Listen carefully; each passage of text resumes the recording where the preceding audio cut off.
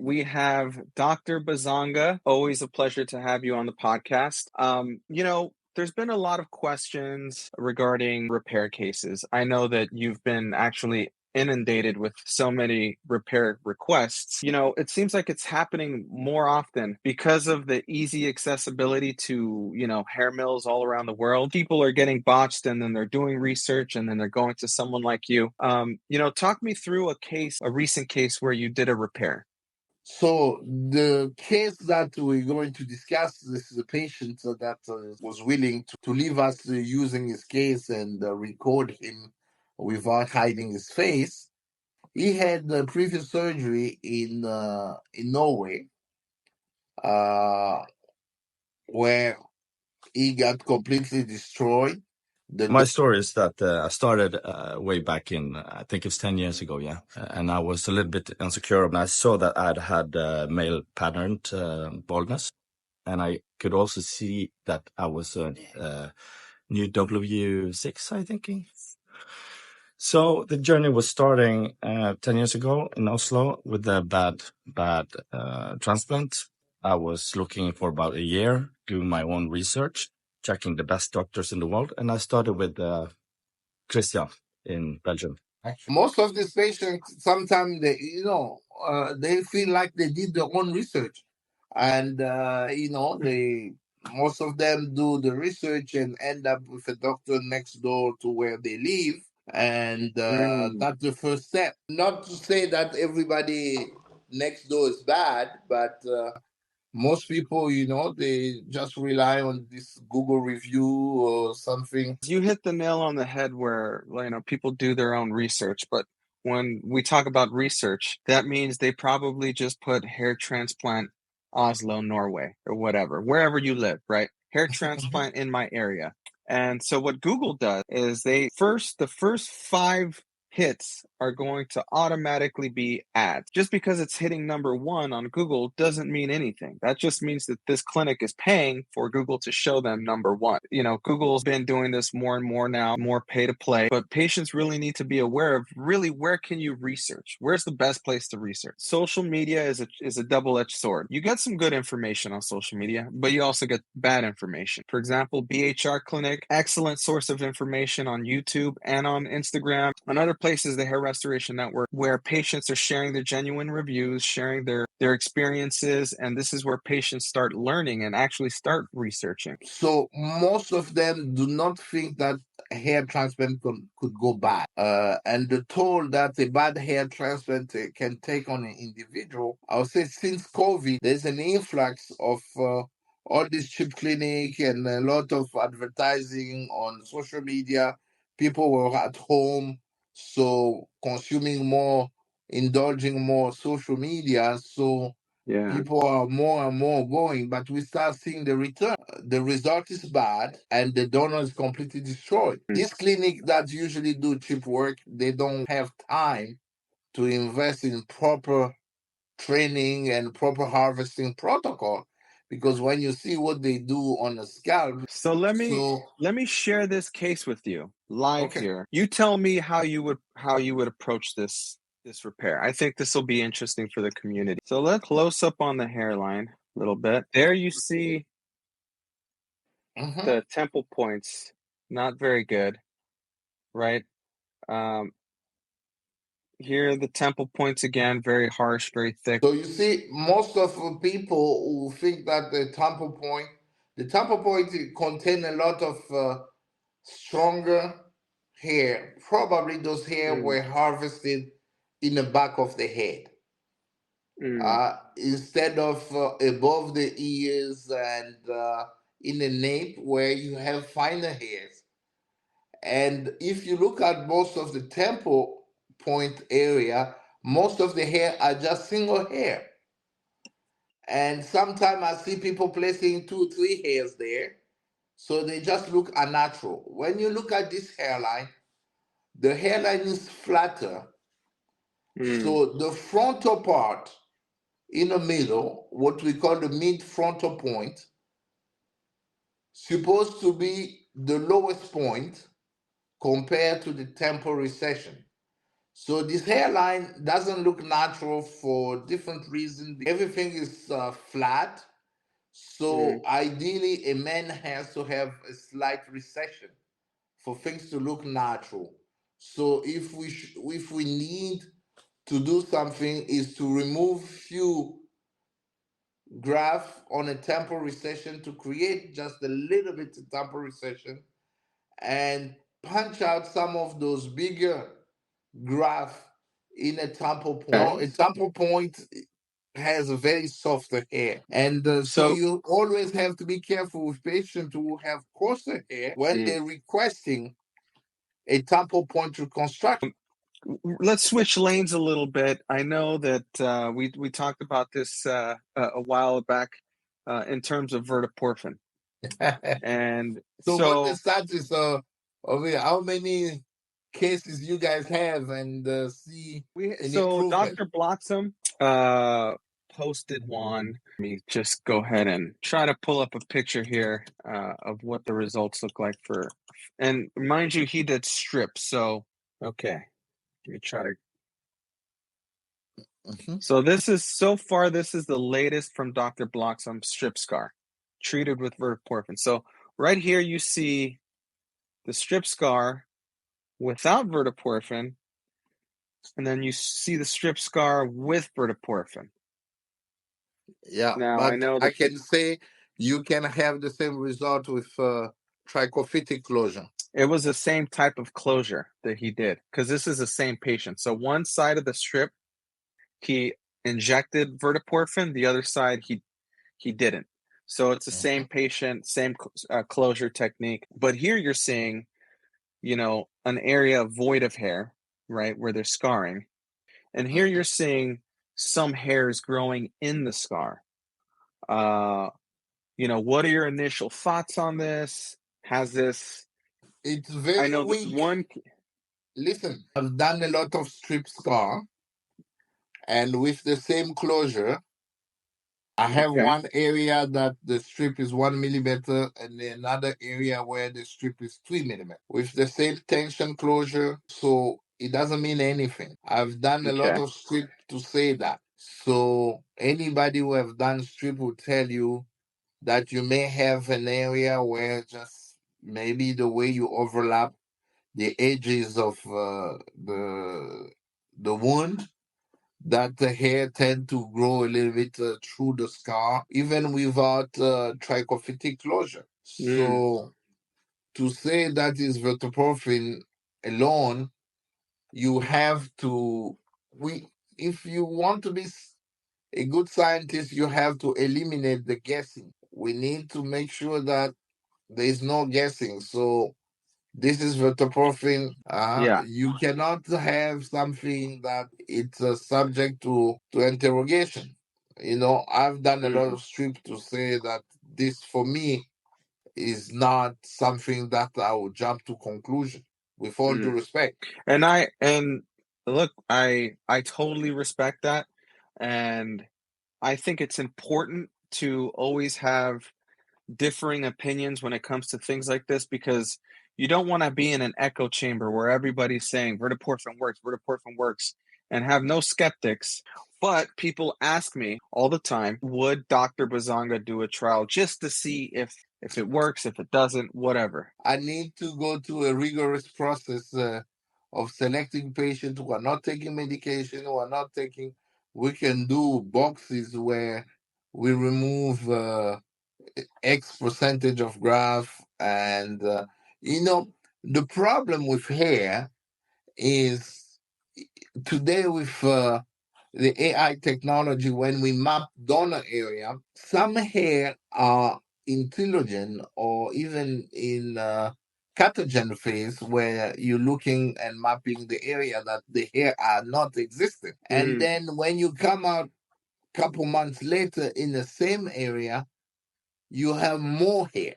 And is it because some of the hair was dormant and all of a sudden they come out, and then you can measure them by saying that, oh, we have more hair, maybe is this medication or that medication? No, it's just, there was some study done, even when they're doing finasteride, Professor Van Nest here, Dominique, some study that showed that some of the hair were absent, and then all of a sudden you see this hair. But can you say that this hair is because of the medication, or it was just because of the hair cycle that is dynamic? That when you took the picture, they were not present, and then when you take the picture later, they're present. So it's very difficult.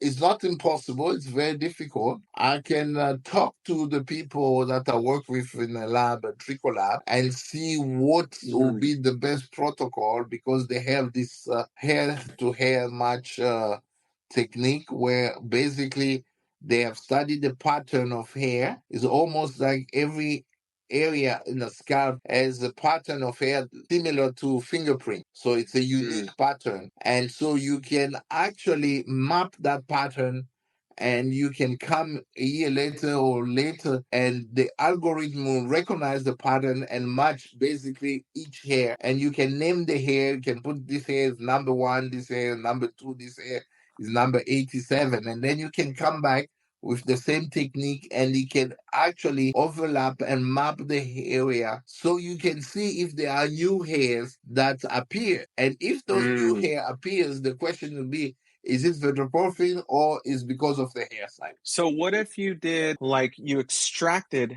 the area and then you SMP'd the area where that extraction is, so that that specific area, okay, there's a ink, SMP ink here, so that follicle is removed. So there's really no way, unless you split Those transected the are the thing. tattoo box. We can do some tattoo box and take some of the hair. But now, if you remove the whole hair and you do the photography of the hair, so you're sure that you get everything out. Because if you transect it and if you leave some hair behind, and if they grow, you can always say that this was a transected hair. You really have to make sure that you map the area, you tattoo the box, you remove everything, you take the hair to the microscope, you take a good picture of it, so you know exactly that you have removed everything. There is nothing left, and sometimes do some biopsies, send the biopsy. There is a way to do it. It's gonna require a lot of steps, and not just single photography. That's not enough to prove the growing or the growth of Verteporfin or some other medication. I agree 100%. I know that there's going to be some presentations at the WFI this year for Verteporfin. I don't know if maybe FUE Europe will do something like that as well. But from what I'm hearing from you, although you're skeptical, you're open to trying it and talking to I'm open TrichoLAB to and try. seeing. Is an old medication. I can try to get it, and I'm open for trial. And why not? I mean, that's all I've been advocating for, and our thread on the Hair Restoration Network is the biggest thread we've ever had. I mean, it's thousands of posts. So many people are going into, they're interested in this, and I think it's important to stay skeptical and to be like, okay, one case is not definitive of anything, right? One case is really nothing. It's not statistically relevant. Even 2 cases. So, and like you said, only looking at photographs, it doesn't tell the whole story. You need to take it another step and really make sure that this design of the study is really a good design. They did do that already, and it was proven, but on mice. They injected it. Stanford did the study. They injected in pigs and in mice, and they did see regrowth. But But mice did not did get they it. try on human? They didn't do a trial on human. No, they didn't do any trials on humans, just on mice. From my understanding, I was going to talk to Dr. Longacre, who's the head of Stanford last year, and he's trying to, I think he's trying to patent something for a plastic surgery just across the board. But so far as I know, there's been no trials on humans, besides the one that Dr. Bloxham and Dr. Barghouthi has done. So it would be interesting to see more studies and more trials. It's gonna be interesting to I will get in touch with Dr. Barghouthi and see if we can design a common protocol to see. Because if we're testing different things, we may come up with different. But if we have one protocol, it may be worth trying. Yeah, absolutely. I mean, that's good news. I guess the community is going to be following up with me nonstop. Hey, have you talked to Dr. Bisanga? When's he going to do it? So just keep in mind, you may get a lot of emails and people are Yeah. But interested. guys, give me time to put this in motion, huh? So the first question that they're going to say is, when would we realistically see a trial? If you get this in motion, are we talking 2025 maybe next year? Yeah, because it take quite some time for the hair to grow. So if we're going to evaluate the hair, it's one thing to evaluate the hair growth at 2, 3 months, but is this hair will be present 12 months, 18 months down the line? No, what I'm asking though is when would you begin the trial? So Oh, would you give me begin the time. trial? I need to get in touch with Dr. Begudi. I need to have the supply of the product and everything else and set the protocol. You know, uh, I would say if we start in September, we're good. And so just to Okay. give time to work out the protocol and see how it works. All right. And what I'll do is I'll set up a group chat, you and Dr. Barghouthi on WhatsApp, and I'll Yeah, get the that would be ball fantastic. rolling. So guys, we have another one, okay? So I know, they're so excited and I think you're the perfect person because you want someone skeptical. And just like Dr. Mohebi, he's skeptical as well. You want someone skeptical because you're not gonna, if you're kind of, everybody has biases, right? And if you kind of go into something wanting a certain answer, your maybe subconsciously your results could skew to that way, right?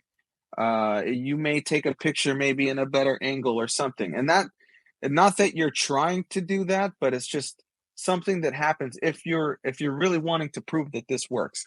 On the other hand, if you're like this probably isn't going to work, you're going to be more objective and really showing the results how they are, and that's ultimately what we need. Yeah, it's important. Same thing as PRP. When you hear people say PRP, there's no serious study on hair that show you that this type of PRP work. And even when they say PRP, work on the PRP. But today, everybody's doing PRP, and people thinking that they're getting PRP, but half of the PRP that people are getting are useless. Yeah, no, I agree. Um, Before I let you go, Dr. Bazanga, somebody asked me where they can get topical dutasteride in France. You're in Belgium, it's very close. In France, they can contact us. We can do a prescription and put them in contact with a pharmacy that we work with that Okay, can supply them. They can ship because in all the European Union, they can get the prescription in Belgium can work, and so it can be shipped with no problem. In the okay. UK, they can still get it, but they have to pay the duty. And Mm, they have, most of the patient, the customer will request the hard copy of the prescription, so we can provide the hard copy of the prescription, and also the pharmacist need to include also the prescription in a package, so they can get it. They can get it with no problem. okay, so they can get it even in the UK. They can contact you guys, and you can write them a Yeah, prescription and give it to them. All yeah. right, so that's good news. And for dutasteride with mesotherapy, if someone is in But the Germany or mesotherapy, France, that because it's an injection, This has to be a medical doctors who can order it, or they can come and have it done. We do it on the clinic. We do almost 10 of this every week because there is high demand and a lot of patients who do not want to take dutasteride per month, but Yeah. they tolerate well the injection of Injection. dutasteride so far. All right, Dr. Bisanga, it was an amazing conversation. I know it's getting late out there. Thank you for doing this. I will keep in touch, and I'm going to actually send that WhatsApp message to you and Dr. Barghouthi so we can get the ball rolling. People are going to be very, very excited about this. I mean, the excitement is going to blow the roof. Thank you, Melvin. Always a pleasure to have you. All right. Talk to you later.